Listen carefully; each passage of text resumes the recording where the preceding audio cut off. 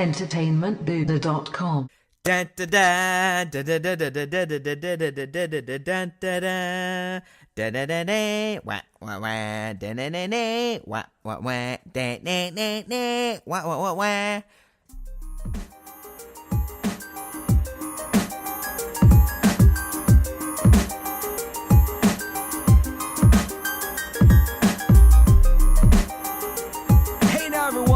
Welcome back to a brand new episode of the Star Wars Time Show, which you can listen to on the best podcast for Star Wars fans and pop culture geeks. Just search it. I promise you, you will find something on your Google machine.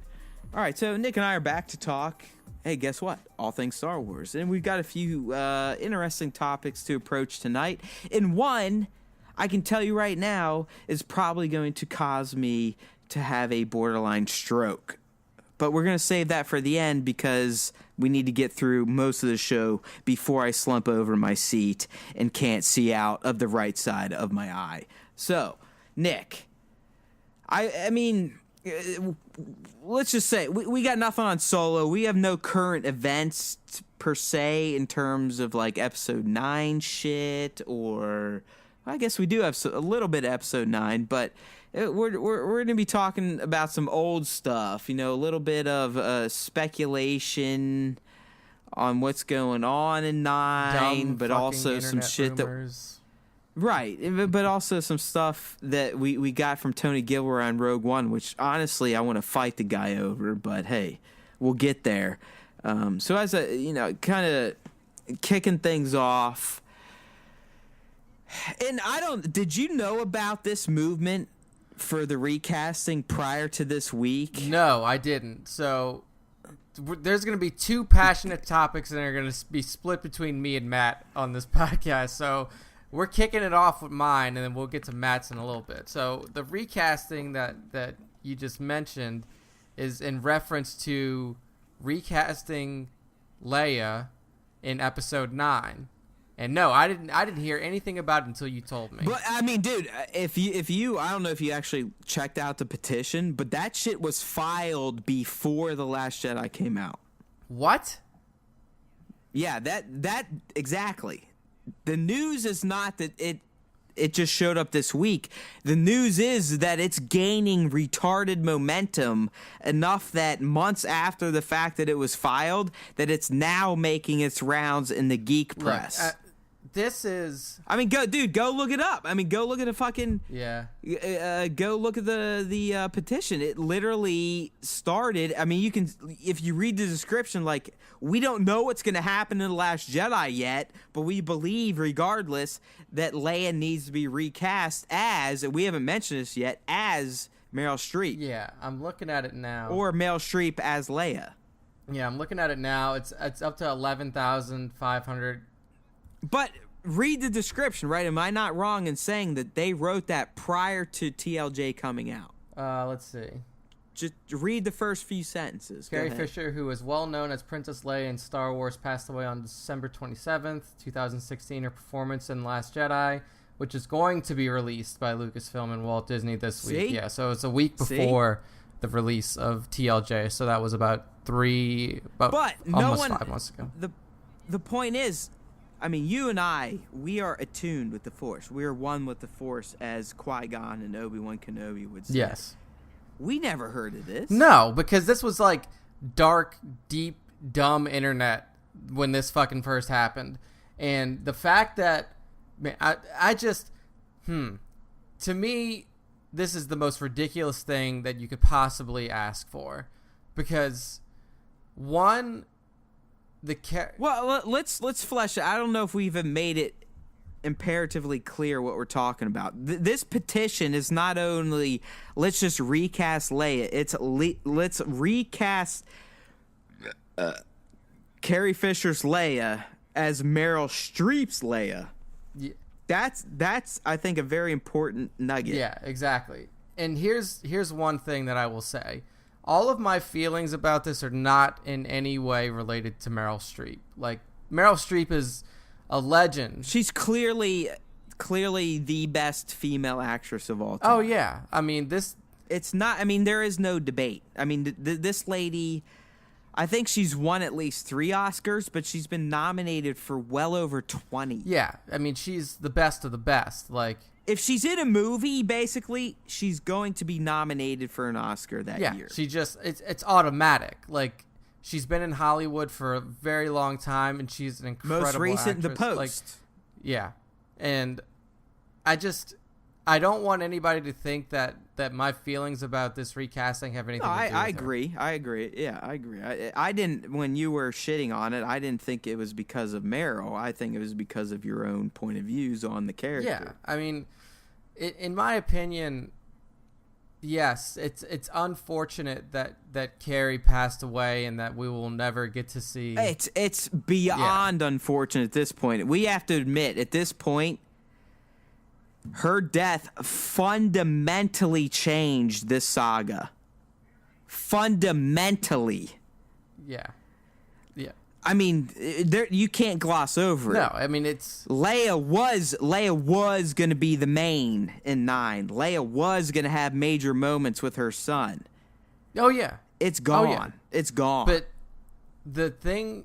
You don't try to paste over that by recasting a legendary character who was played by a legendary actress and just trying to pretend that it didn't happen. Like, this isn't the fucking Matrix when the lady who played the Oracle died before the 3rd movie and they just recast her and said, like, oh, well, you know, in the Matrix, I can take on anybody I want, you know, whatever. Like, you can't do that in Star Wars, and especially with the character of Princess Leia.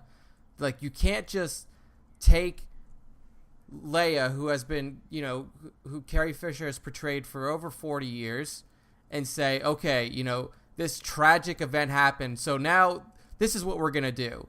This tragic event happened, so in order to maintain the consistency of our storyline, instead of being fucking just human beings and accepting that death happens and then molding your story around a tragic real life event, what we're going to do is we're going to pretend that it didn't happen, and we're going to put in somebody else in her place that, you know, and then just continue the story like real life does not exist.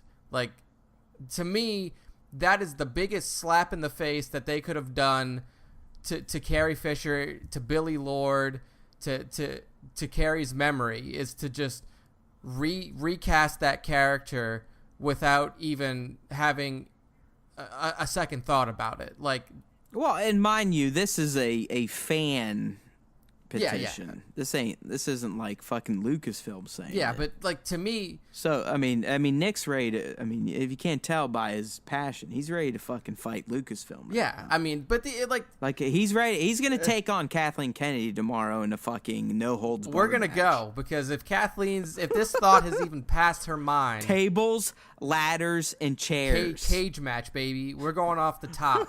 And I like Dudley brothers. WWF style, before the fucking E came in, like WWF. But to me, even the fans that made this petition should just be exiled from Star Wars land. No, you're exactly right. And there was a point in time, just because when I first informed Nick of this story, I immediately could tell that he was ready to fight. Dude. And in the back of my head, I was like, for entertainment purposes only, I feel like I need to tweak him a bit during the cast. But the more I thought about it, the more I'm like, yeah, this is just plain Star Wars fan idiocy at its finest here. Yeah, this is, like you said... This is no different than the assholes putting up the petition to get The Last Jedi jettisoned from canon. Yeah, it's fucking ridiculous. It's like, come on, people. What the fuck are you talking about? Like you said in the article that you wrote about this, like, replacing Carrie Fisher as Leia is literally sacrilege in Star Wars universe. Like, you cannot do it. In terms of, and I didn't qualify it this way, but live in action. terms of purely, live action, like, there is a part of me, I'm not going to lie, and I'm not going to say that this is the ideal execution, but there is a part of me that would accept a Tarkin Leia. Yeah. I would take that. I would take a CGI Tarkin Leia. I would. In the name of narrative, I agree. I would take that over having somebody else fill those shoes. Oh yeah, and that's my point. And in the end, I would almost even say I would be a proponent of a CG Leia over what Nick and I think is probably going to happen. And what I think the only thing that could happen is summary crawl, funeral scene, shot 1, see you Leia, you're useless. Yeah, I mean that's going to be. It has to go down. And that's what we're going to get. I mean, let's be honest with all of ourselves in Star Wars Nation. That's what we're getting. And if we don't get that, and it's not a fully CG, I mean, we're talking we may have an actual reason to be upset with a Star Wars movie over the bullshit that went down over the Last Jedi. Yeah, I mean, I thought about this, like, after we had finished our off-cast conversation, when you first showed me this stuff, and I was like, if they actually recast Leia, if they brought somebody else in to do this, I might not go see the film. Like, I don't know if I could bring myself to go to the theater to see it. Because, like, to me, like, that is unforgivable to do something like that. Like, regardless of narrative consequence and regardless of, you know, what JJ or the writers or the story group or Kathleen or fucking anybody thinks, you know, would be best for the story, like, we have to accept the fact that real life consequences and real life tragedies like this have an effect on our wonderful escape land of Star Wars universe. Like, just because... Of course, dude. And I mean, we're nuts, right? We're nuts. We're Star Wars nuts. But I mean, I can go back to the moment I heard that she passed, and I was like, "Fuck." Oh yeah. That sucks. But the second reaction was like, "Man, that just literally blew up the new trilogy." It did. And as horrible as that sounds, but hey, we're humans and we're Star Wars fans. We're hardcore Star Wars fans. So yes, immediately after realizing a human died, I am going to go to, well, this fake character is now gone, and that really probably fucks a lot of shit up. Yeah, I mean, I remember the day that I found out that it happened, or the night that I found out that it happened, I was getting ready to go see my second or third viewing of Rogue One. I was going with my aunt, and she's like a huge Star Wars fan. We're going to see it over Christmas break. And I you know, you get to the end of that movie and you see the CG Leia. And I got a little bit emotional because I was like, look, I mean, this is one of the last times you're going to see her on screen. I mean, CG or not. And then for a second, I'm like, would you accept a CG Leia in her place? And I mean, like you said, you know, if push comes to shove and they really want to do it, then I would take it. But I don't know, man. It's just, this isn't. It's never going to be what should have been. And that's the fucking kick in the balls. Because I think at this point, we all saw what it was going to be. Han 7, Luke 8, Leia 9. I mean, it was so clear. And that was clear across wildly different director takes and writer takes on the fucking trilogy. I mean, we're talking about, and we have a story that we didn't even mention. I forgot to bring up the Nick, but I mean, Simon Pegg revealed some shit this week that just reinforces the fact that this trilogy is really fucking scattered between the fucking directors. Mm-hmm. I mean, there was no overarching narrative whatsoever. And one that was written for 7 to move on was completely jettisoned by 8, which completely jettisoned any ideas for 9. I mean, it really is kind of chaotic. Yeah, I mean, when we look back, dude, I'm gonna say it right now. I think this Lucasfilm fucked up. I do. I really do. I think with hindsight, retrospective, whatever you want to say, they fucked up with the model they wanted to employ for this new Skywalker trilogy. Okay, so I agree with that in a certain sense. I agree with it that the model that they had in place and the way that they executed it was bad because they had no story consistency and they didn't think about that. Like, they didn't think about consistency in story. They just thought about, you know, giving each director their opportunity to make a Star Wars movie the way they want to.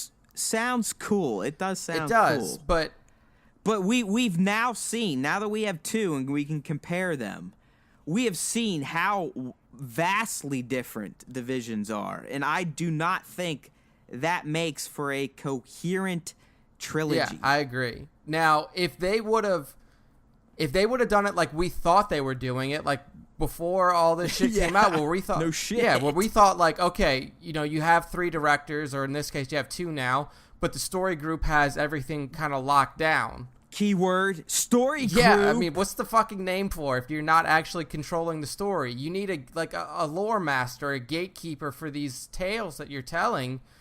But so if the story group would have kept it locked down and been like, look, this is the story you're telling. Like, you can fill in the middle, and you can fill in, you know, make it look the way you want it to, keep the Star Wars consistency in terms of, you know, these little visual tweaks here and there. But, like, overall, here's the story that's happening over these 3 movies. Exactly. Like, then it would have been fine. But the story group was... And listen, you're going to like this. You're going to like this. You know I've loved Johnson's movie from day one. But I can tell you right now, that guy went rogue. I mean, he probably, like... There is no probably. We know that JJ had an outline for 3 movies. Yeah. And we're going to talk about a story that Simon Pegg just brought up in regards to Rey. Yeah, yeah. Rian Johnson was like, hey, man, cool, peace. Yeah, and here's the fucked up thing about that is, like... And we also know that potentially is what led to Trevorrow's exit. Yeah, well, yeah, now we had a story a couple of weeks ago where Trevorrow was like, I don't know...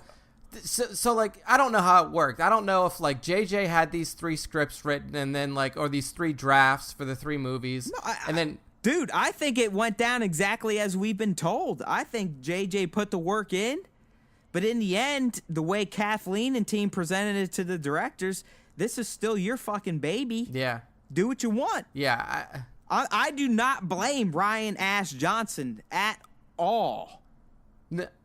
No, because he is a goddamn creative, man. I mean, if he's given the fucking reins, he's the type that's going to do what he wants and what he thinks is entertaining, and he's explained as much through interviews and all the fucking featurettes on the now home release of The Last Jedi. This is 100% a Lucasfilm problem. Yeah, absolutely. I mean, you can't expect somebody like Rian Johnson, you know, like, yeah, JJ gave him the draft and saying like, here, you know, this is where I was thinking of going. This is my thoughts. You know? These are my thoughts. But if nobody tells him, like, you have to work off of these thoughts, then of course he's not. He has his own story he wants to tell. No, he's not, man. He's an artist just like JJ. Yeah.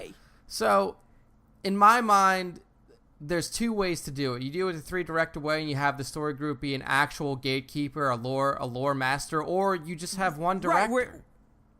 Right, one director writer. Exactly. Exactly. I don't even...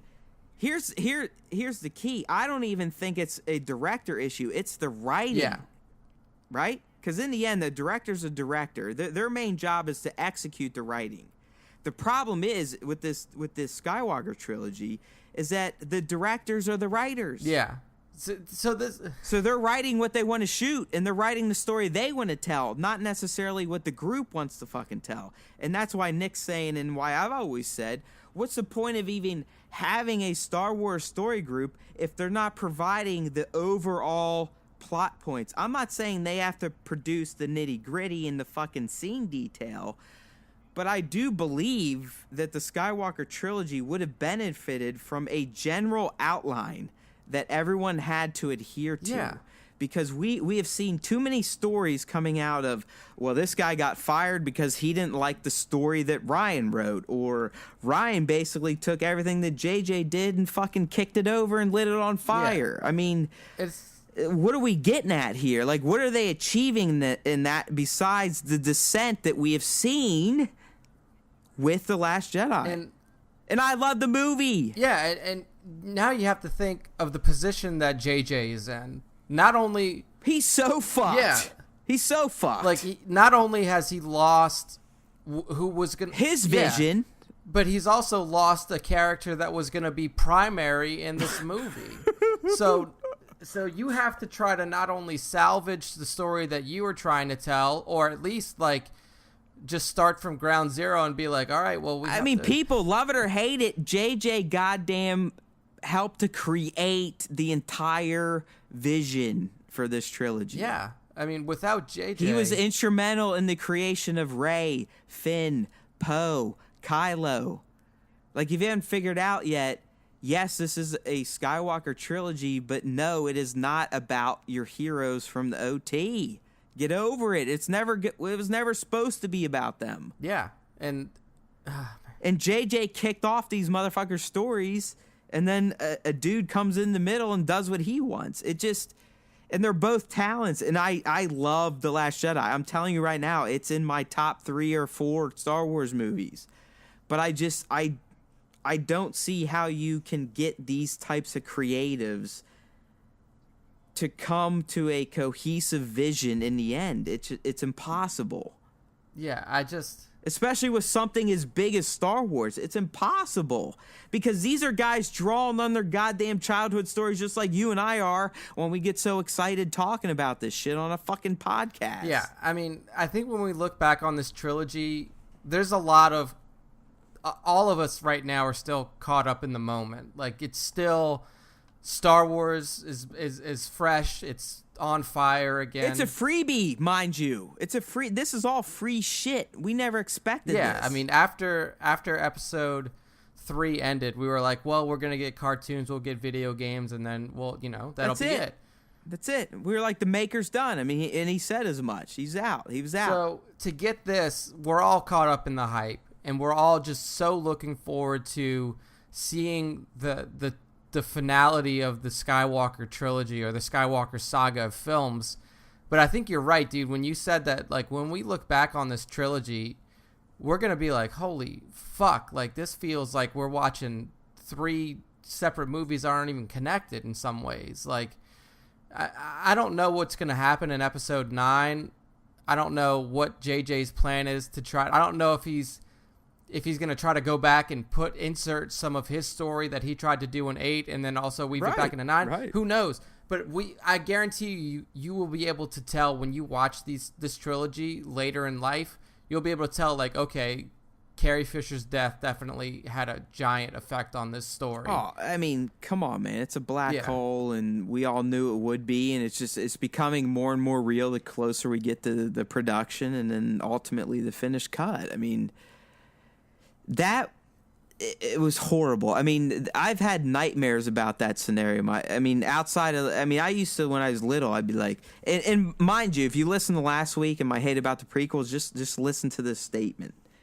There was a point in time in my life where I would literally sit at night and be like, I'm not really digging being alive, but if you can just get me to the point where I can watch the prequels play out, I'll be happy.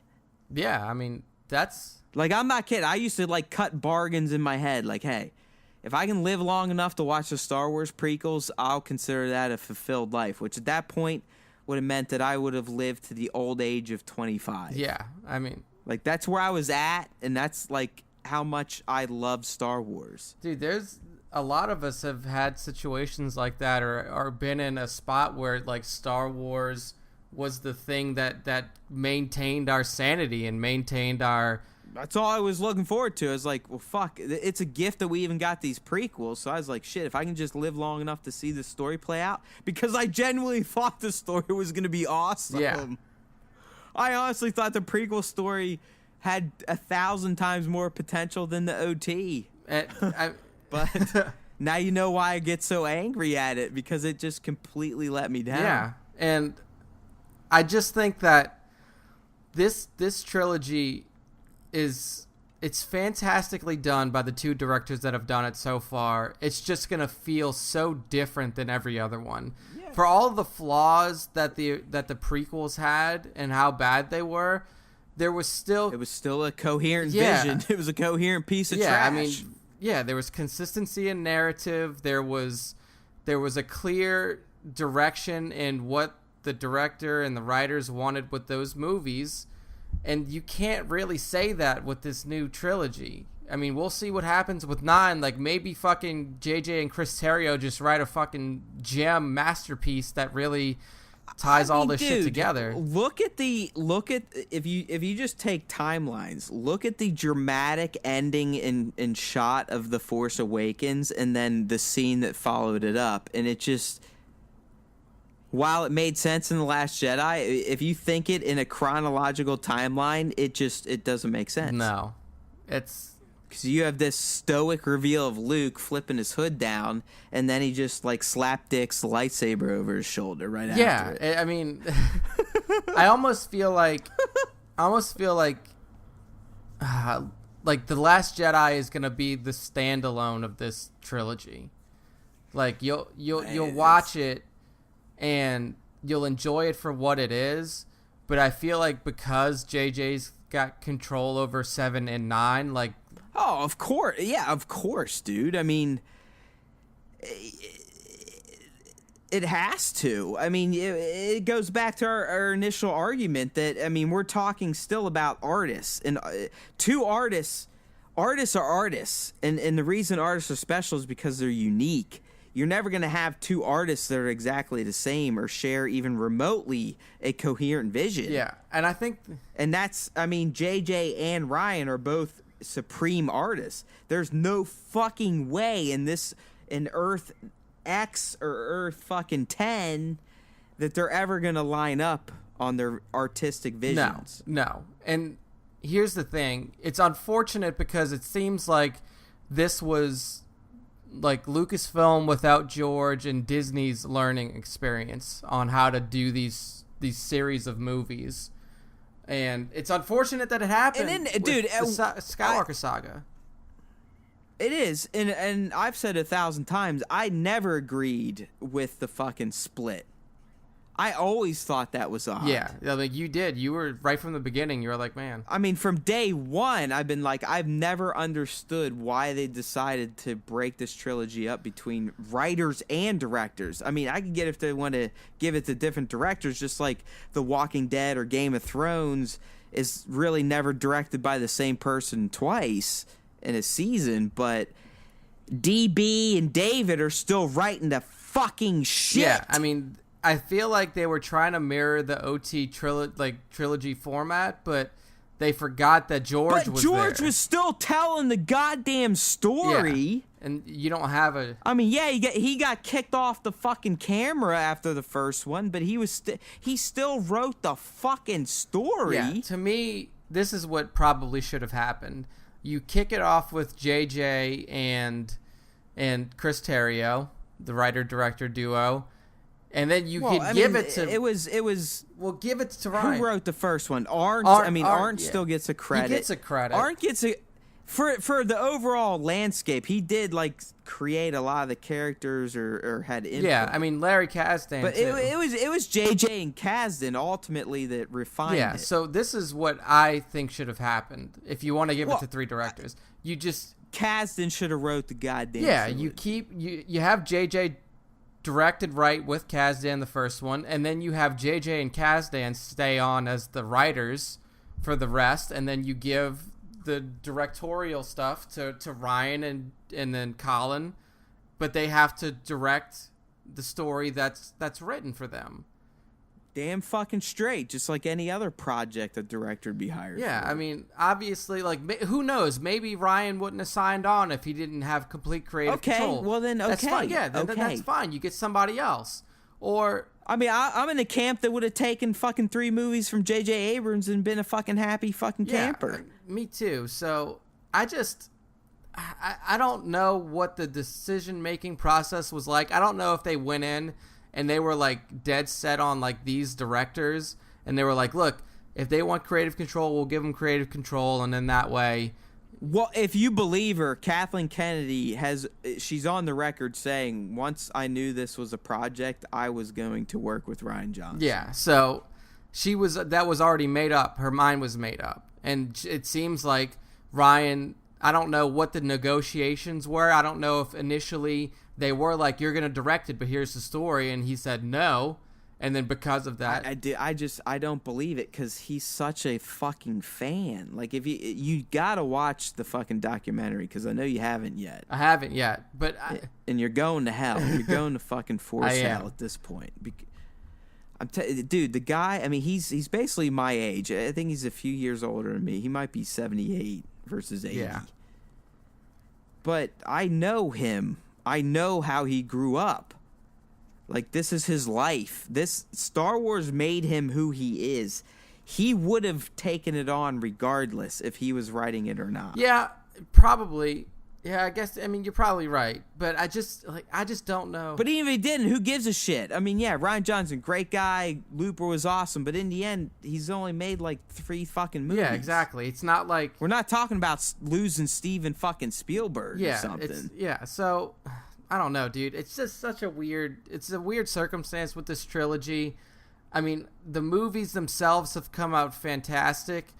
It's been great. I mean, we had $2 billion plus movies. Last Jedi didn't perform up to standards, whatever. I mean, it's definitely divisive, but a fantastic film nonetheless. And like I said, I'm not hating on Rian Johnson at all. I still put all the blame on fucking Lucasfilm and Disney. I don't get the idea of let's take this juggernaut of a concept that already has 6 films to flesh it out and fucking tinker with the formula. Let's let this creative add a little bit and this one sprinkle in their special sauce.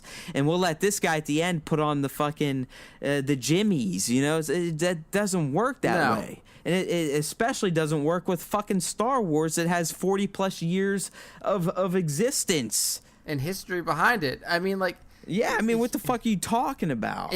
I would have been okay with it if they tried this formula with a new trilogy, like with the trilogy that was not connected. Rian Johnson's fucking mystery trilogy. But hey, guess what? They gave him all 3 fucking movies on that one. They figured it out. They figured out that this formula doesn't work. So they're like, Ryan, you have your trilogy. You're in complete creative control. Yeah. DB David, hell, you guys could end up making 10 movies because we really haven't fleshed out your deal yet, but you're going to do something. Yeah, so they have complete control of that. And they've realized now that, like, hey, we may have narratively fucked up the ending of the Skywalker saga, but that was our learning experience that we're going to use. Dude, it still all goes back to what we called for is what's the point of having a story group if they're not setting the broad agenda? I mean, I'm not saying that they have to sit there and be like, no, Finn should be an Asian, not a black guy type of decisions. Yeah. They're the people saying, here's the fucking beginning, middle, end, beginning, middle, end, beginning, middle, end, and here's the beginning, middle, end of the entire saga. Yeah. Here is the beats that you have to hit. Exactly. Fill in the fucking details. This is the main shit you got to stick to. Like, all of this stems from, like, this whole conversation that we're talking about stems from, like, the one big thing that a lot of people still have sticking points on for The Last Jedi, and that's Rey's parentage. Going back to what you said, Simon Pegg had an interview. Bring it up. He said, again, on a podcast, this is the second podcast that we're going to be talking about on this podcast, where creators or writers or other people have talked about their time on Star Wars. But Pegg said that he knew what was being thrown around for JJ's idea about Rey's parentage. And it was not consistent with what happened in The Last Jedi. I mean, here's exactly what he says. He's like, I know what JJ kind of intended. Well, at least what was sort of being chucked around, I think that's kind of been undone slightly. By the last one. And he's like, well, I mean, he's technically right because, and even Ryan has said, he's like, hey, Rey's parents are still completely legal. Yeah. He's like, there's no finite conclusion to this shit, people. So don't fucking kill me. He's like, if JJ's as good as a writer as JJ says he is, he can fucking figure it out if he wants to. Yeah, so... but it does sound like Pegg, and we have learned that at one point in time, JJ essentially provided 3 scripts. So, I mean, there is some weight to the fact that JJ essentially fleshed out the entire new trilogy before other people came on, and that's what Pegg is insinuating. Like, hey, I know JJ kind of had different plans for Rey's parents, and it was relevant, so she probably was going to be a Skywalker, or was going to be a Solo, or was going to be a Kenobi. But, hey, that's all blown up now, so fuck it. We'll see what happens. Yeah, I mean... at this point, they can make Rey fucking anybody. They could make her Yoda's daughter. I mean, who the fuck knows? I mean, Johnson really has made it irrelevant. Yeah. Here's my problem with it now is, like, if you go back and revisit it, while I would like to see what JJ's vision was for it, it's gonna. I know where you're going exactly. It's gonna feel rushed, and it's gonna feel like you're just doing it to appease the fans. Like, exactly. Yeah, it's fan service at this point, and it negates all the shit he set up in Jedi. I mean, it just makes Jedi seem even more divisive than it should be. So I don't know how you handle it. Like, do you, as JJ, as a creative, and as somebody who had an entire trilogy planned for this in his head, like, what do you do here? Do you go back to your original vision? Like, right. And let's even go back to what you and I strongly thought it would be, that it may be she's a Solo. That's even more fucked now than what Johnson did, based on the fact that Fisher's gone. Yeah. I mean, now that Carrie, because you can't pay off on it like you could have with her around. No. Now that she's gone. No. Now that, I mean, now it would seem even more hollow than ever. Yeah. Now that Carrie's gone, that really reduces the overall impact of that storyline. Because I mean, Han's obviously not around because he died in 7. Carrie's no longer with us. I mean, at this point, I'd rather him just say Finn's related to fucking Rey. I mean, I don't even know what you would do. Like, Finn is truly Rey's brother. Yeah, like, it's so... Or Finn is Han's lost son from... What the fuck's her name? Sana? Finn is... Oh, yeah. Yeah, his other wife. He's actually Finn Solo from Han's first fake wife, Sana. So, I mean, here's the thing is... You took a character like Rey, and it's just, there's so much inconsistency with her now, and how she's been portrayed in these 2 different movies. I wouldn't say so much inconsistency. I would just say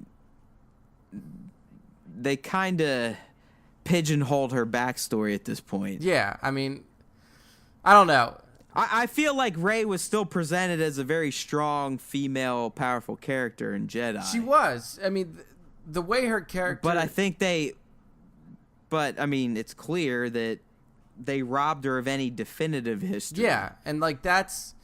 As a fan, I kind of hate that because... I mean, as I get Ryan's messaging, and it's powerful and it's strong. The Force is available and it's out there for everybody to use. And that's exactly it. And those are the debates I even saw popping up around this story in the comments section. Is like, hey,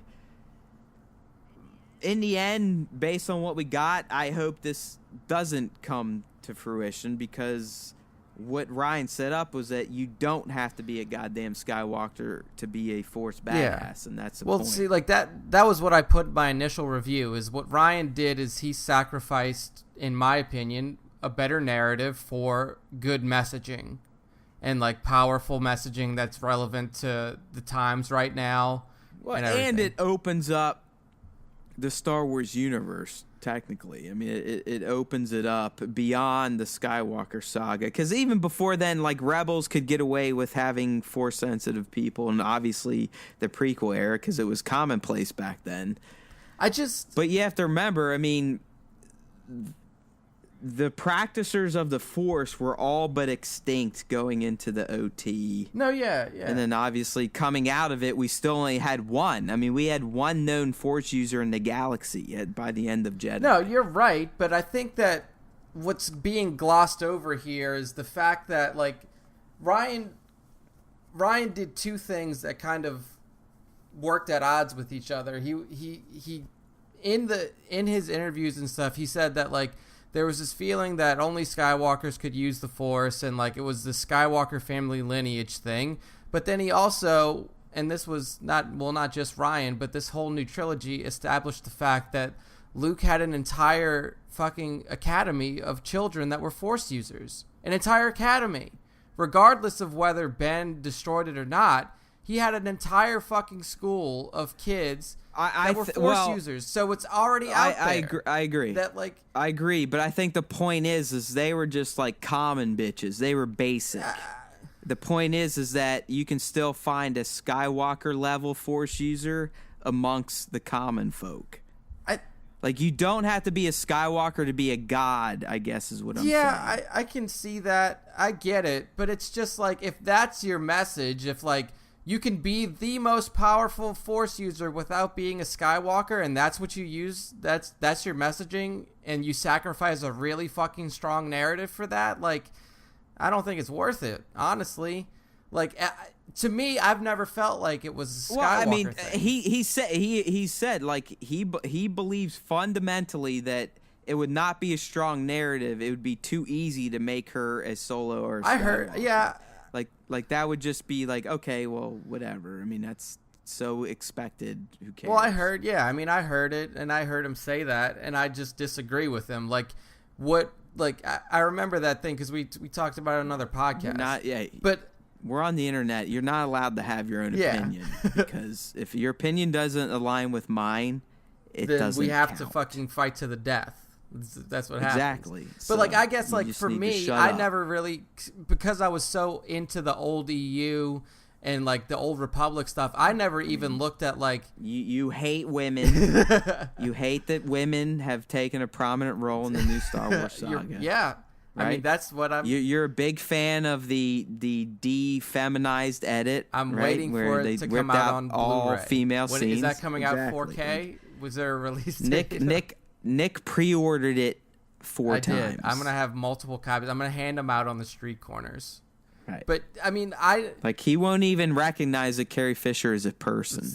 I've actually, like, all of my Star Wars posters, I've put like a white piece of paper. He puts Luke's head on every female character's face. I mean, that's the way the trilogy should be. Like wherever you see Leia, you're gonna see Luke's face. So, but like my view of dark side Force users and the strength of Force users and stuff like that was always influenced by like my affinity for the Old Republic and like seeing these Sith Lords like Darth Nihilus and Darth Sion deleted and fucking Darth Revan, like jettisoned. Yeah, it's gone now, but like that was my like I never even thought of like Anakin or Darth Vader as the strongest Force user ever just because of the way he was portrayed, and like you could never really see that.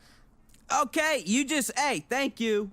This guy just fucking confirmed my entire hate manifesto against the prequels, because you gotta remember he was a young kid going through this shit, and he just explained it perfectly. You're right. I mean, like Nick literally had no respect for the character of Anakin and Vader based on what he went through on the prequels, but based on what he went through in a fucking video game.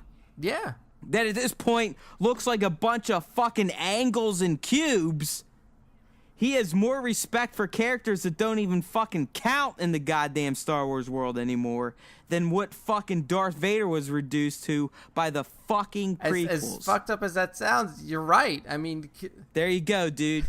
We came full circle. I know sometimes I think you think I'm nuts, but you literally just justified my entire argument. Yeah. Against Revenge of the Sith, and you now have to believe that Revenge of the Sith is the worst fucking movie of all time. You trapped me in a box. You got me. Got me. I win. I mean, I win. That was a win. You did. Me. You definitely got me there. But like when I see shit like Darth Bane being able to literally wipe out the an entire battlefield filled with both Sith and Jedi, using his training and the knowledge that he gained by creating this Force storm and trapping their souls within a cave, like that kind of shit is just blows my mind in terms of the power required to do it. It sounds awesome as fuck, but then George comes along and says, "No, Anakin is Jesus." Yeah.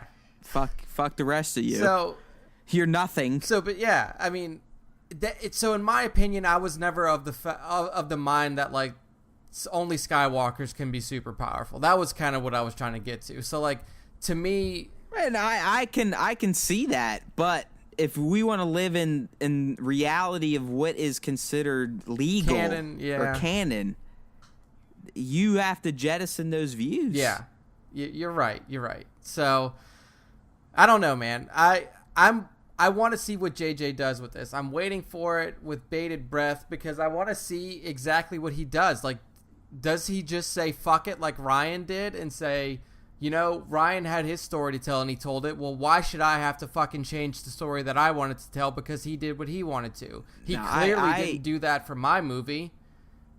Right. And and again, I know we're painting it as a pissing match between these two guys where I think it's exactly the opposite. Like, I think both of them respect each other and they ultimately don't give a shit. But I kind of agree with Nick. I think JJ is going to try to salvage as much of his vision as he possibly can. But that's also, you also have to take into effect that's throwing in the fucking wrench of Carrie Fisher being dead. Yeah. So. And I think in the end, that's way bigger of an issue than the shit Ryan laid down in front of him. Yeah, it definitely is. I mean, 100%.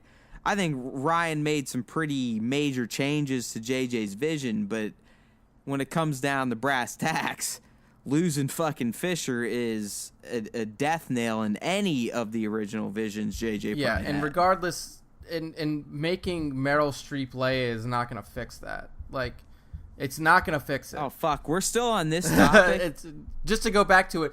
Doing that's not going to help. We're 45 minutes into this bitch. All right, so we still got two things to hit on. We went down some rabbit holes. We went full circle. We went into the Old Republic. We went back to the fucking prequels, and Matt trapped me in a box. Now I have to say that Revenge of the Sith is the worst movie in the trilogy. It wasn't even a trap, dude. You set yourself up. Right. I didn't fucking say a word. You volunteered to just basically validate my opinions on Revenge of the Sith. You're right. I mean, I fucking said it. You honestly now have to admit that Phantom Menace is the best prequel movie. I mean, it clearly has to be now. Yeah.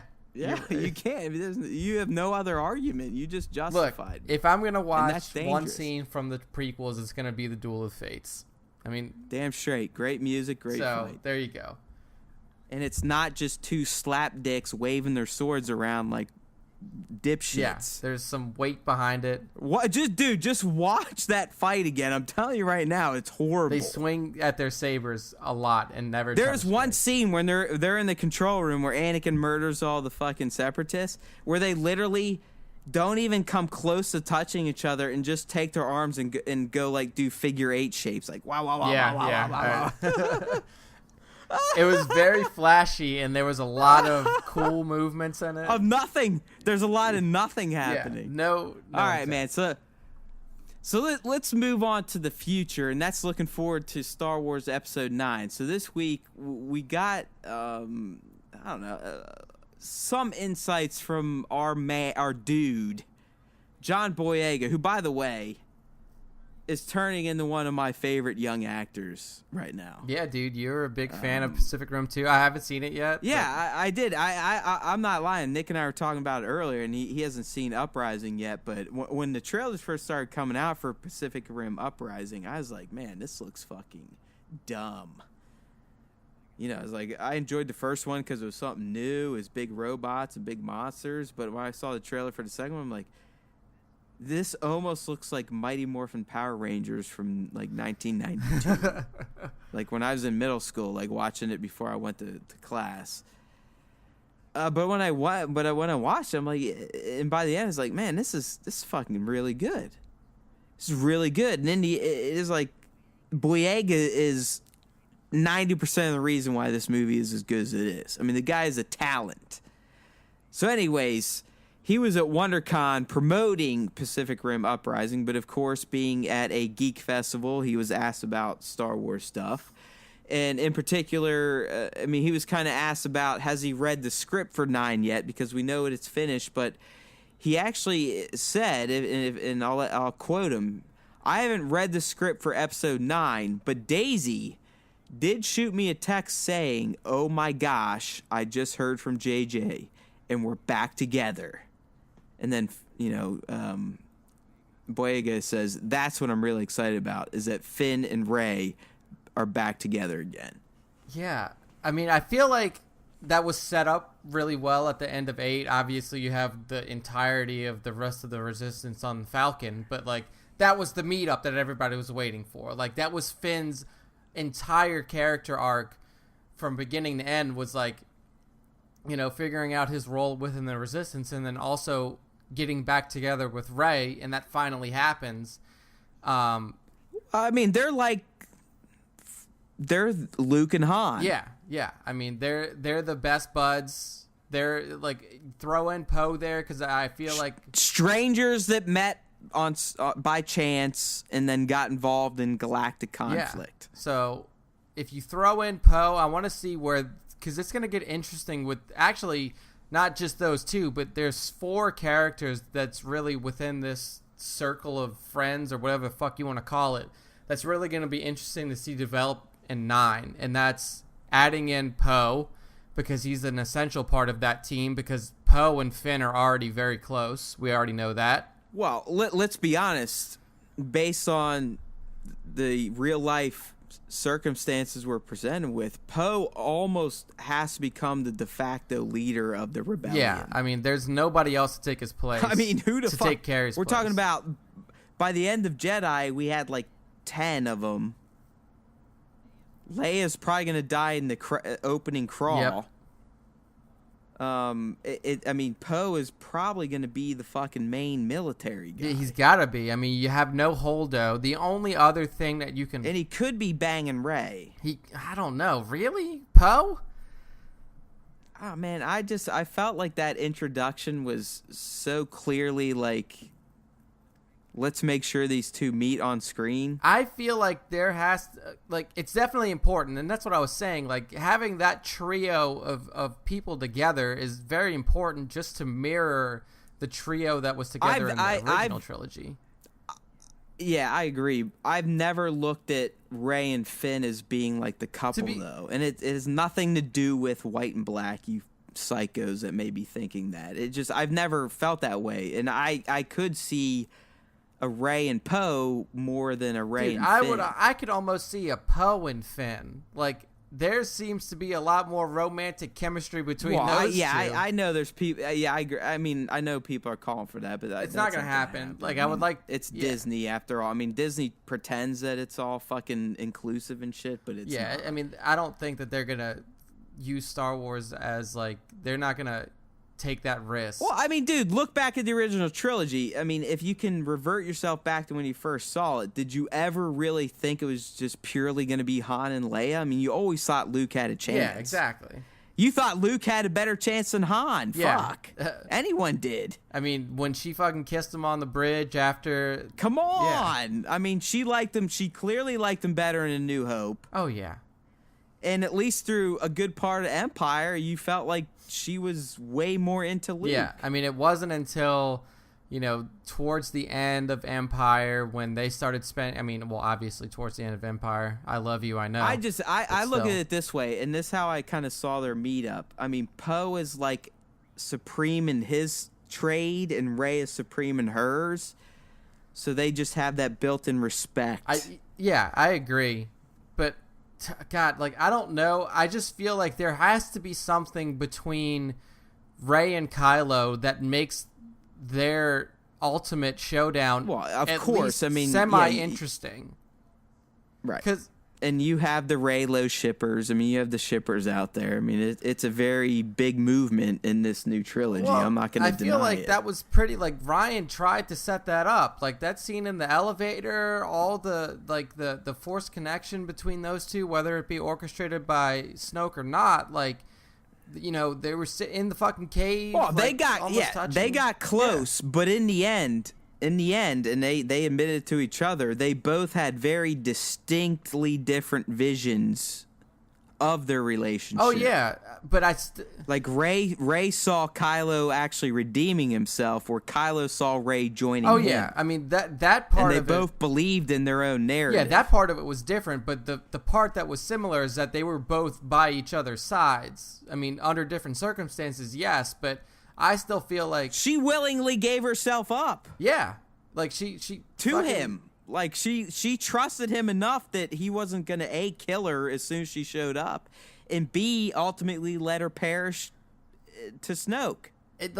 This is something. She knew enough that he was not going to let her die. That she was like, fuck it, I'm gonna ship myself down onto the biggest ass First Order cruiser and the biggest ass fucking starship of all time, on a yeah, whim. because She's like, I have "Fuck a it." feeling. I trust the Force Yeah. on this. She believed that there was no chance she was in No, danger. yeah. And here's the thing. This is what I said in previous casts and everything when we were first talking about, Leia not being there and Carrie Fisher passing away is like the thing that makes these final battles in the Star Wars trilogy so good, or the Star Wars saga so good, is that there's an emotional attachment between the characters that's happening between.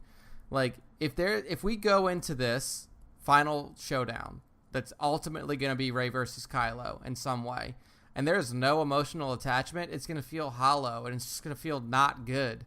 Because it's like, okay, these two are fighting, and I know they have to fight because one's dark, one's light, one's Jedi, one's not Sith, but kind of Sith. Like, what's going to be the thing that makes the audience, like, attach themselves to one of these characters, or, like, really, get emotionally invested in this fight if there's no sort of connection between these two other than them just being enemies? Like, there needs to be something there. Well, I agree. So, I agree. But I also feel like because of the way 8 went down and the growth they both had, I don't feel the bond between Rey and Finn is as important as it was. Because I feel like they both kind of grew into their own at this point. And this was something that I brought up when you first showed me the tweet or showed me this article and everything. It's like, what happens to Rose then? Like, right, exactly. So this is, you can't just like this is not a character that just disappears like a background character. Yeah, like Ryan made Rose a prominent part of this trilogy now, and from what this text says, especially with Finn. Yeah, I mean, like, they're linked. I mean, Rose kissed Finn, saved his fucking life. He was getting ready. Rose fundamentally changed his character. Yeah. So she made him believe that it's okay and it's actually better to, support a movement versus just being in things for yourself. Yeah, and showed him that, you don't have to sacrifice yourself for a cause to be important for it. Like, and that's what makes this really weird. Like the text that Boyega says he got says, "Oh my gosh, I just heard from JJ, we are back together." So, what does that mean for Rose? Is Rose just the third wheel? Like, I'm not sure where this dynamic No, goes. I agree 100%, but I also agree from his perspective that, let's look at 8 again. What was Finn's main motivation for most of the movie? It was getting back to Rey. Exactly. Yeah. But what was Rey's main motivation? Yeah, she also wanted to get back to Finn, like that. But not really, though. Her main motivation was to get Luke to fucking wake up and join the fight. You never heard her saying, like, only once. She only said one time, like, "Hey, can you just, let Finn know?" Blah, yeah, blah, blah. like right when they got there, like. But her main goal was Luke, training. Where Finn literally had one track. I don't care about the resistance fight. I need to get back to Rey. Where Rey was literally thinking, I need Luke to help the resistance.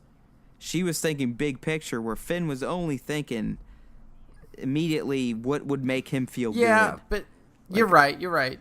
Throughout the entire movie, she was more focused on her training and then trying to help the resistance. She wasn't worried about Finn. She wasn't. She could give a shit. When she got there and saved him, when she's fucking levitating the rocks and Finn's right there, like, that you could tell. Oh, it was a great moment. It was a great moment. It's buddy, but it's almost like she respects his abilities enough to know that he'll figure it out. She wasn't worried about him, is what I'm saying. No. Like, Finn was actively worried about Rey, mostly because... Exactly. Like, he felt like he had to save her. As usual, as she made fun of him even on Jakku. Like, fuckhead. I don't hold my hand. Don't hold my hand, and I don't need to follow you. I think a lot of that has to do with... Well, a lot of Finn's perspective has to do with... He was fucking out. Like, he didn't see what happened in that fight on Starkiller Base. He didn't know what went down between Kylo and Rey. Exactly. He didn't know that she essentially beat the shit out of Kylo Ren. Yeah. Like she pwned his ass. Yeah, so he comes out of being in a fucking coma or whatever he was in, an induced medical sleep. His last memory was getting his back sliced open. And he comes to, he's like, "Oh no, where's Rey?" And then and nobody ever tells him anything. Like nobody tells him that, like, other than Leia giving him the beacon, saying like this will lead, She doesn't even give it to him though. She drops it after she Mary Poppins her ass back into the airlock. True. Yeah. So that's what his main fear is the unknown of what happened to her after he went out. And he was just trying to ensure that she was okay. And then, from Rey's perspective, she knows that Finn is safe, that Finn is with the Resistance, but she also knows that the Resistance is in, like, this dire straits. They need this fucking Jedi Master. I think the point that they wanted to make with Finn and his progression was the fact that Rey had already reached a point where she understood that there was a bigger fight to fight, and the Resistance was the team to be on. Yeah. Where Finn was still like, I just got away from a fucking brainwashing organization. I don't know if I really want to get mixed in with another battle here. I just want to, like, be with my friend, the only person that's ever, like, treated me for who I am. Yeah. I'm out. Like, I'm not invested in this shit. And Rose is the one that teaches him, like, this is what you should be fucking concerned about. Not yourself. Not just Rey, but this movement, because these fuckers are evil. Yeah, exactly. So that is going to be interesting to see where this goes. I mean, like, there's just so many things in 9 where, like, I mean, you have one movie and there's a lot of fucking threads. Like, a lot. Think about the threads that were open. Well, dude, it's because, I mean, again, and I love the movie, but Rian Johnson's film only accounted for, like, a few hours. Yeah. Where most Star Wars movies, we're talking like jumps of 3 years. You're cutting a lot of, like, over even. Like, dude, think about Phantom Menace to Clones. We're talking about an 8 to 9 year jump. Yeah, you're going from, like, literal child Anakin to late teenager Anakin. Exactly. I mean, even 4 to 5. A New Hope to Empire, we're talking three plus years. And so now, and not only does it just, like, leftover threads from... We're literally talking minutes. Yeah. From the time The Force Awakens ends until the time Last Jedi ends. We're talking maybe... What do you think? Is it even a full 24 hours? No. I don't think it is. Probably not, dude. Like, I don't think so. Like half a day, like, maybe? they found... Earth time? Like Earth time, 12 hours? Yeah, like, they knew where the base was... And they just, they went there fucking immediately.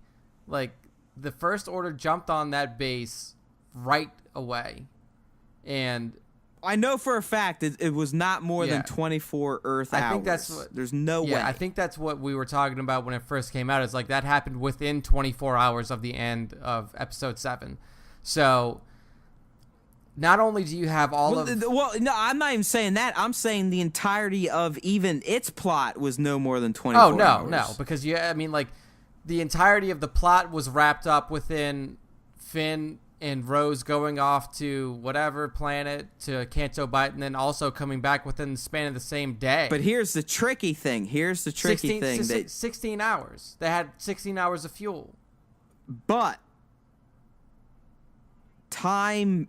moves differently when you're flying in space versus being on a planet like Acto, because there's no way you can say that Rey was only on Acto for fucking 12 hours. And that's where it gets fuzzy, though. You can't, right? But you're working... Well, this is where we're getting like fucking Neil deGrasse Tyson on Star Wars. I mean, because you're talking about... But we know... You have to say that because they're traveling in space... And depending on what part of space they're in, that time was moving differently for them, because there's no way you can say that Rey was only on Acto for fucking 12 she was hours. on there for at least 3 days, 4 days. Few days, maybe a week. I mean, but here's the thing, though, is like they weren't traveling in light speed. They had 16 hours of fuel, not in light speed, just cruising. Like basically idling. But, I mean, like I said, you could bring up shit like Interstellar. I mean, they weren't traveling at light speed, but because they were in that orbit of a planet that was basically a black hole, that was having an impact on time. Yeah, so that's my point. Like, again, we're getting DeGrasse Tyson. This is stupid. We're talking about a fucking sci-fi movie after all. But, I mean, trying to get to, like, the timelines and the threads, like, I mean, was there at least for the Resistance, I mean, their timeline was no more than 24 to 48 hours in that film. Yeah, you're right, 100%. Because they were in space. That's what we're going to qualify. Yeah. They were in space. Do you think... Oh, shit. Like, okay, so do you think there was one thread that was wrapped up that was left over from TFA that got wrapped up in TLJ? Snoke, maybe? Well, in Phasma. We'll do... Yeah, Phasma and Snoke. Technically, I mean... Yeah. Snoke, definitively. Yeah, Snoke is definitely wrapped. Phasma's another one where, I mean, I think it would be believable and fans would have to accept it if she did show up. I don't think she will, but, I mean, technically, based on just movie TV rules, we didn't see her dead. Yeah, so. I'm trying to think, like, going back to Return of the Jedi, like, what open threads were there? I mean, you had the Luke and, you know, Luke, I am your father, so we had that thread, and then we had the Han being trapped in carbonite thread, and then that was about it, right? Like, everything else was kind of pretty wrapped up by the end of 5. I mean, you knew the Empire got a pretty hardcore victory. Lando had already left Bespin. In retaliation of what happened in A New Hope. I mean, you knew Han was locked up. You knew Luke learned a pretty tragic truth and that he had stunted his training. Yep. But you knew he was on his way. I mean, you knew he wasn't just like a fucking kid anymore. I mean, you knew he was becoming a Jedi Knight. I guess you didn't know how he would finish it or if he would actually get the official label. And he didn't get it until he beat his dad. It wasn't completely necessary, nor did anybody know whether Luke would go back to Dagobah or not after 5. Like, it was never... Right. It didn't matter. It didn't matter. I mean, he said at the end, I'll come back. Like, before he left, it's like, I'll come back and I'll finish my training. It was clear to anyone. The ending of Empire was clearly to set up, we need to rescue Han. Take down the Empire. We still have this ominous threat of the Empire. So it was pretty, like, I mean, like, your storylines were pretty clear as to what was going to happen. Yeah. The way... and this farm boy is no longer just a farm boy that's good on a fucking gun. I mean, he's a pimp in an X-Wing, but... he's also a legitimate Jedi candidate for the first time in, 30, 40 years. So going out of The Last Jedi, like, the threads, I feel like there's a lot of these loose threads, more than there were going into Return of the Jedi. Well, you still have a definitive thing to Rey's parents. Was Kylo dicking her or not? And then you have... what does the Resistance turn into? Is it going to be called the Rebellion in this new movie? And is it going to be more than fucking 10 people? What's Nine Numb going to be doing? Because he lives. He's... He did. He fucking made it. He was on the Falcon. So, I mean, there's just a lot. Yeah, like, what the fuck's Kylo going to be calling himself? I mean, is he now, like, are they going to call him Supreme Leader Ren? I mean, are we ever going to see the Knights of Ren ever? Like, exactly. I mean, do they even exist? Is there such a thing as the Knights of Ren? Is he going to have an apprentice of his own? Yeah, I mean, there was a lot of unresolved threads from Episode 7 that still are carrying over into 9, and then you also have and I think the biggest is the Knights of Ren at this point. Yeah, I mean, because that was a group. I mean, we saw... Because we got answers to everything else, regardless if you liked them or not, but we got them. I mean, we saw concept art. We saw set pics of this shit with these characters. Bro, we saw fucking Rey's vision. I don't know who the fuck you're kidding. I mean, now that I think about it, and we've never talked about this, I am 100% surprised we did not get a vision. No vision at all. Period. Like nothing to call back to that scene at all. Yeah. Like that scene, honestly, and this goes back to this whole podcast, really, and your argument is, will JJ come back and kind of right some of the wrongs against what he put forward? Yeah. And I can remember leading up to 8, we talked about it, that there was supposed to be a scene filmed of the Knights of Ren. Wasn't that a thing? Like, oh, that was a big rumor that they show up on Acto. So, I mean, I guess it was just a rumor then, but like, yeah, it goes to show you, rumors are rumors. I feel like the way that it was presented in episode 7, with not only it being in the vision, like these Knights of Ren being in the vision, but the way that Snoke says it to him, leader of the Knights of Ren, you were bested by dude. I mean, you look at the art book of TFA. I mean, they're huge in it. And then they're just non-existent, not even mentioned in the fucking... At all. So there's a lot of just stray ends, and I don't... Well, you got to remember, we still have a promise by Maz to explain how the fuck she got the lightsaber. Yeah. I mean, I also thought it was funny that they literally put Maz in that fucking movie for one scene. It was almost like Ryan was just like, yeah, I don't want to use you. Like, I realized that I have to put you in here because you were such a prominent character in the first movie, but I just don't want to do anything with you. You may have to correct me if you end up watching the documentary, but I think he explains that she was like mixed up in Black Panther at that point. It might have been. It was kind of like scheduling shit. Yeah. That's why they had to cut it that way. And again, don't quote me on that, but I do believe like he explains why she's reduced to just the CG, purely like a hologram CG of herself. Yeah. I'll once I watch it. Yeah. I don't know if that's true or not, but I'm pretty sure he says he touches on it. Yeah, I mean, it's just like, and then JJ has one movie to do this, like 1 2.5, maybe 2.5+ hour film to do make this. it fucking. Let's go. Why be worried about making a 245, a 250 Star Wars? Just go movie? 3.5. Why are we worried about that? Just fucking. Dude, I'm with you, and I think most of our kind would agree with us. I mean, if this is the last film that ever is going to involve Skywalkers in any way, blow it the fuck out. Yeah. I mean, dude, I'm at this point, I would support fucking Star Wars Episode 9A and B. Like... Just like the Battle of... like, The Hobbit got turned into 30 movies. Yeah. Like... One book turned into fucking 10 films. It's too hard to wrap up all these threads with one movie. You don't have enough time. A would essentially be JJ's Episode 8. And then B would be the actual 9. his original 9 script. What is the fucking Star Wars world come to? Jeez, man. Never in a million years I thought it would be this chaotic. All right, so we got... it's insane. Episode 8 is just... that's why I love it so much, because it just literally fucking threw a monkey wrench into everything. Oh, yeah. It fucked up the entirety of everything. It was like it's like a beautiful disaster. Yeah, I'm highly looking forward to seeing how this all... Dude, the more you find out, the more you're just like, damn, he just was like, hey... They said I could do what I want. I'm doing what I want, bitch. Yeah, it's almost like he was mad at JJ because Ryan was probably also a huge Star Trek fan, and he thought that JJ fucked up Star Trek, so he's like, oh, yeah.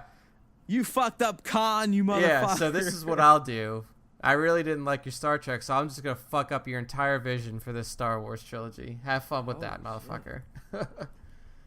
All right, we got one more story to hit on, and this is the one where Matt is just gonna fucking go nuclear. I think I've kind of calmed down because I've actually we've gone through a few emotional topics in this cast, to be honest with you, which is great. I love getting passionate, but this one Nick just kind of brought to me today, and it's it's a story about Tony Gilroy. If you're not familiar with Tony Gilroy in terms of the Star Wars world, he was brought in to help with some of the writing, right? And did he direct it all? But at least the writing on the Rogue One reshoots. Yeah, he was basically the script doctor that they brought in. Okay, so he didn't direct anything. He didn't direct it, but he did.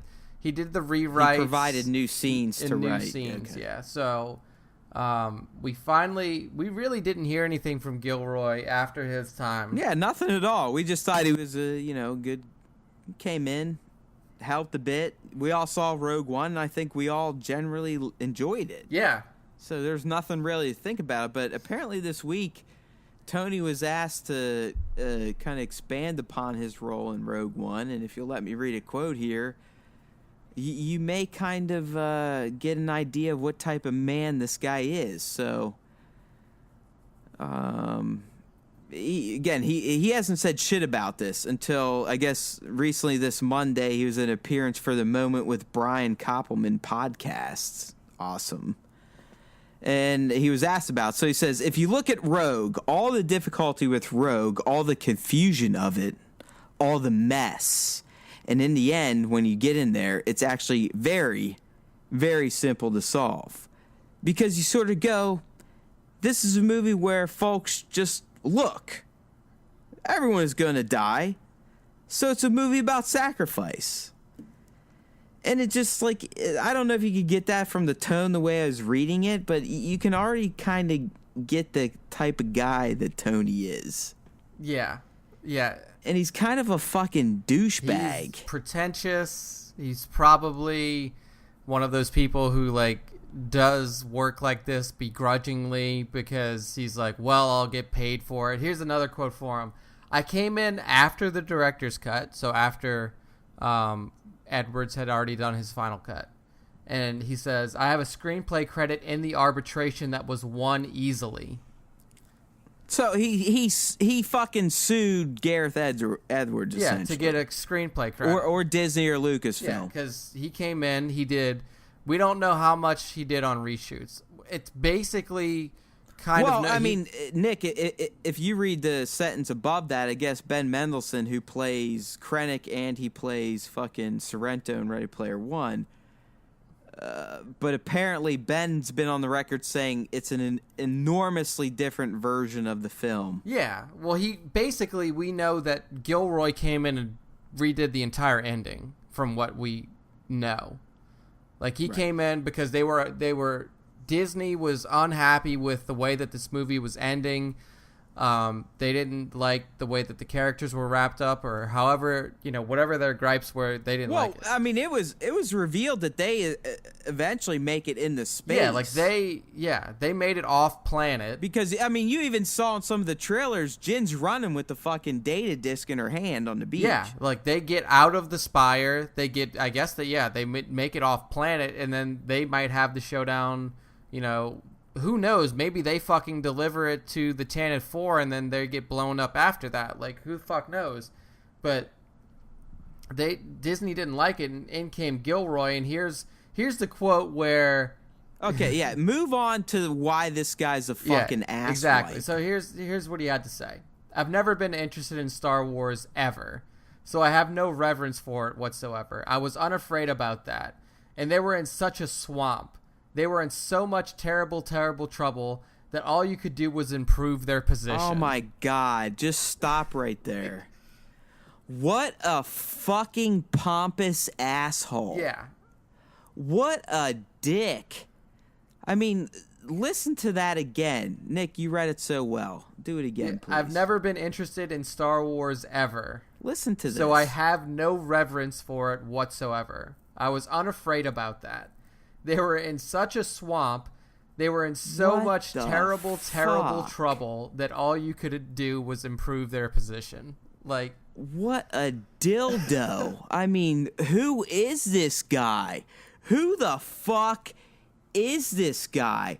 And you know what? I went ahead and looked him up on IMDb just to see, like, who is this god of cinema?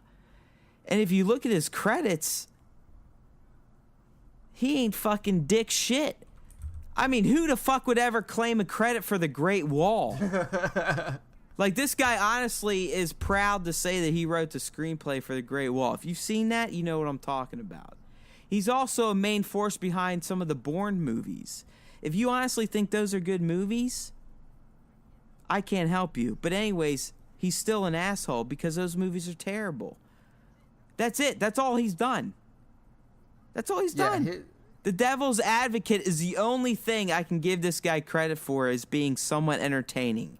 Extreme Measures, who cares? Dolores Claiborne, who cares? The Cutting Edge, who cares?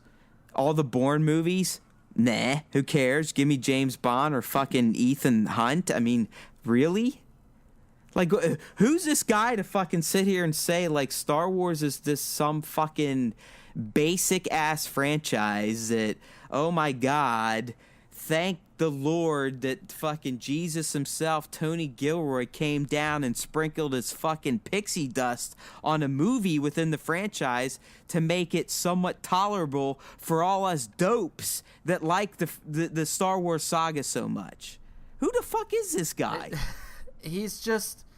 It's so odd to hear somebody talk about a project that ended up being so successful in this way. Like, he basically, not only does he shit on Star Wars, but he just straight up shits on Gareth Edwards and his writing partner. Like, they were in so much that all you could do was improve their position. Like, are you fucking kidding me? There was an entire movie that was put together before the ending that you came in to rework. So, like, it's so hard for me to, like, sit here and, like, read this and not just get frustrated with this dude. And here's another quote from him. He was asked about, making another Star Wars film if he's interested. Oh, my God. Like, right here, this is where I want to just stick my fucking foot in his mouth. He says, it doesn't appeal to me, but I don't think Rogue really is a Star Wars movie in many ways. To me, it's a Battle of Britain movie. Yeah, whatever. It's like, look... This is where I heard the name Tony Gilroy before. Like, obviously, Matt, like, rattled off his credits. He's got 2 Oscar nominations, both for Michael Clayton, which was the film. I think Michael Clayton was the one with George Clooney, the guy. He's writing about real life. Yeah. I mean, honestly, how much fucking talent does that honestly take? You have the goddamn living man to draw from, right? I mean, is this not based on a fucking true story? I think in some way it was, yeah. And am I crazy here? I mean, if someone fire up the fucking Google machine. Because Clooney played in 2 movies that were very similar in 2007. It was this one and there was one other one. But I can't... I mean, it doesn't say on IMDb if it was based on a true story or not. But anyway, that was his 2 Oscar noms because he both directed and wrote that film. But then, like Matt said, everything else was really just kind of like middling to not good at all. But the one place where I had heard about him from was there's a documentary that came out about the aborted Superman movie that Tim Burton was making with Nick Cage. Oh, Nick Cage. Well, if he's attached to that just fucking proves all. Well, like, he was the person who came in to rewrite that at the end, right before it died. Like, because that movie went through a lot of different writers. It went through, like, Burton's good friend, the guy who worked with him on Batman. Kevin Smith did the initial version of the script before Tim Burton was even brought on to direct. Then Burton and his buddy did a lot of rewrites. And then had their own kind of flavor on it. And then Gilroy came in towards the end, right before they nuked it, and did rewrites on it again.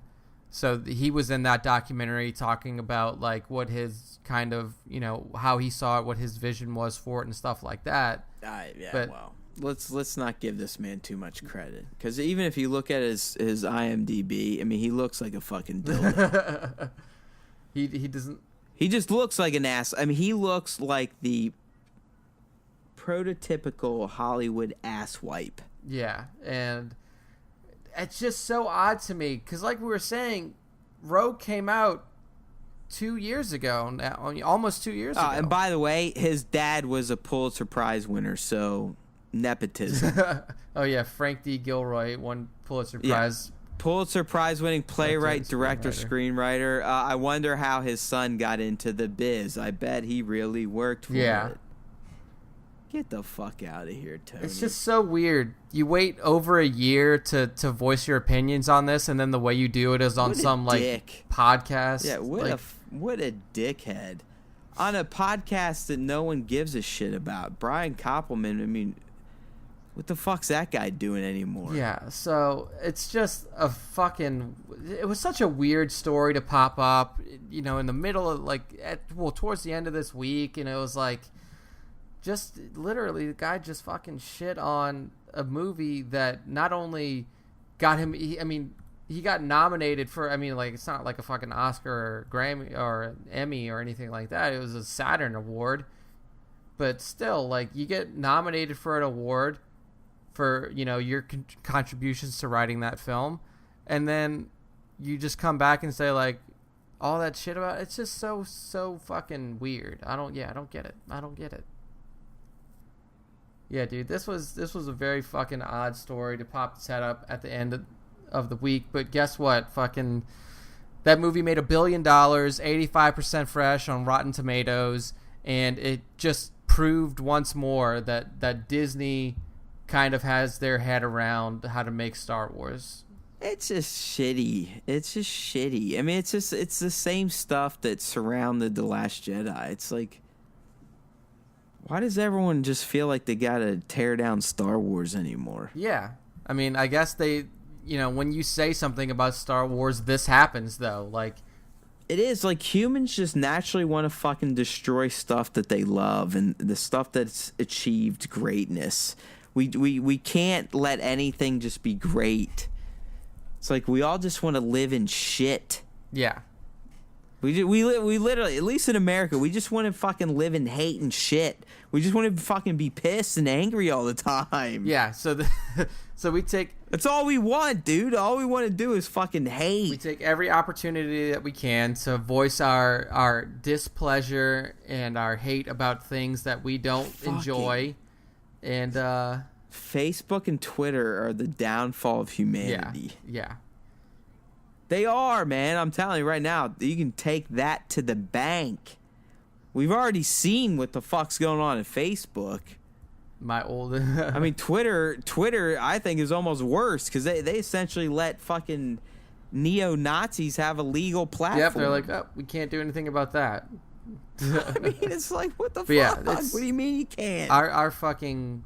Our little slice of Star Wars universe does not need the negativity of people like Tony Gilroy in here. It's fucking fake. It's fake. It's not real.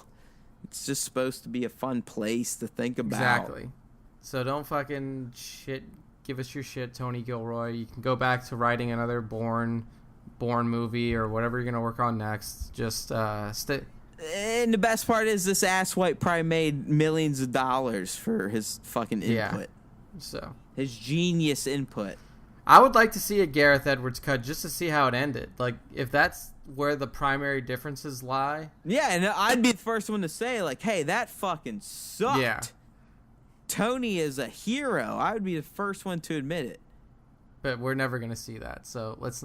But don't be a fucking dickwad. Yeah, it was just so weird, so odd the way that he approached. I mean, dude, the quotes are horrible. I mean, they're horrible. I mean, he could have said stuff like, "Yeah, you know, Disney, Lucasfilm called me, brought me in to, help." Yeah, we thought we could improve it and make it a little better. Yeah. Okay, that's it. You're done. Yeah. You're done. Gareth and I worked together to bring the film to the conclusion that we thought was best, stuff like that. But no, he just like goes off and not only it was a fucking disaster, trash heap, fucking dumpster fire, and everyone should suck my dick.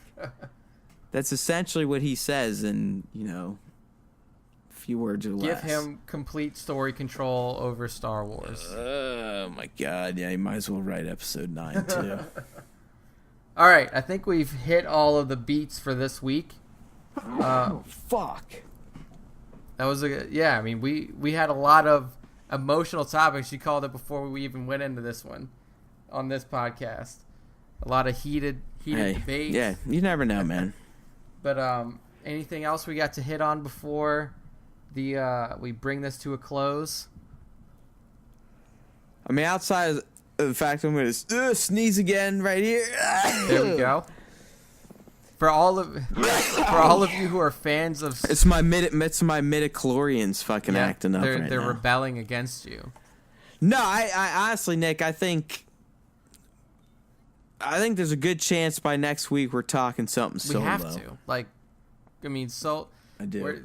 Next week is going to be the middle of April. That's going to...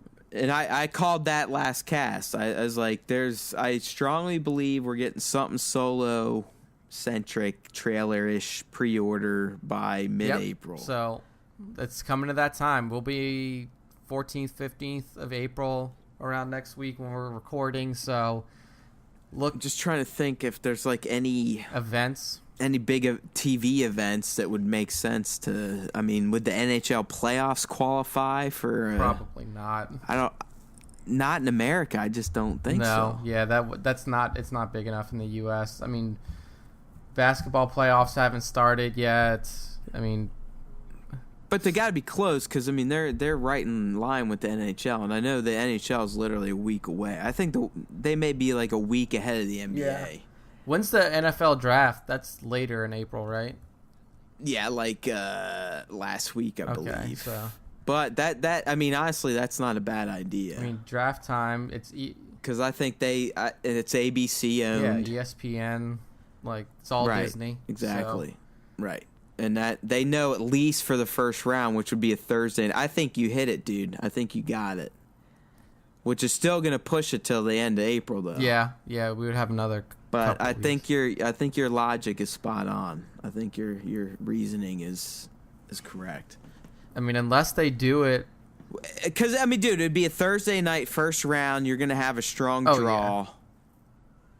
Yeah. It makes too much sense. So I think you're right. Do you think they just say fuck it and then do it in front of the Avengers since they pushed Avengers up? I still think it will come out before that, but I think it will definitely be attached to it in movies, in theaters. Yeah.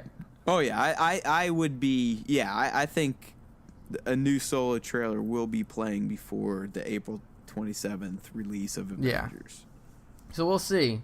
If you're a fan of the NFL, you're going to watch the NFL draft, tune in, get ready. Maybe there's a little solo nugget in there for you. If not, I think Matt's... I mean, either that or it's going to be the go-to, GMA That's action. True, yeah. I mean, Good Morning America is always like that. I don't see it being a purely like YouTube drop. No, probably not, dude. Because I don't see it either. Like, I think you need to have. This is going to be what is probably the only full length. This is it. This is the final. The final and only technically feature-length trailer. Yeah, so I feel like you have to do a TV release for that. It can't be YouTube only or online only. So, yeah. Keep your eyes peeled, people. There'll probably be some leaks sometime next week about when it's going to be dropping because I think you're right, Matt. It's for sure going to come out, before the Avengers hits theaters on the 27th, and then it'll probably also be included on that reel, on that trailer reel ahead of that film. So, oh yeah, I mean it's just like you got to think the Avengers. Their final trailer was the end of March, which was pretty much it was not pretty much. It was the pre-order drop as well, but that was essentially 4.5 weeks out of its release. Yeah. And that makes sense. I mean, this isn't a Skywalker movie. And, I mean, the Skywalker movies, we all know they go on pre-order, almost a year before the fucking thing comes out. Yeah. So. They need as much lead time as they can for the for the Skywalker films. So. But yeah. No, it's not a year. I'm just kidding. It was, it was 3 months. September, October. Yeah, like 3 or 4 months. Yeah. But, yeah. Yeah, so I don't know. Hopefully we are because I kind of want to see, as Nick said, what we saw up until this point. They're classified as teasers. They're not what are story called trailers. Full length. Yeah, full length or feature trailers. So that's still on the table. And Ron Howard has said as much. We talked about in the last cast. It's also on entertainmentboo.com. So I'm hoping by next Friday we got some juicy ass solo shit to talk about. Could be toys. It could be, hopefully a trailer. That would be my preference, but you never know. So, in between now and then, may the Force be with you. Always, my friends. We're out.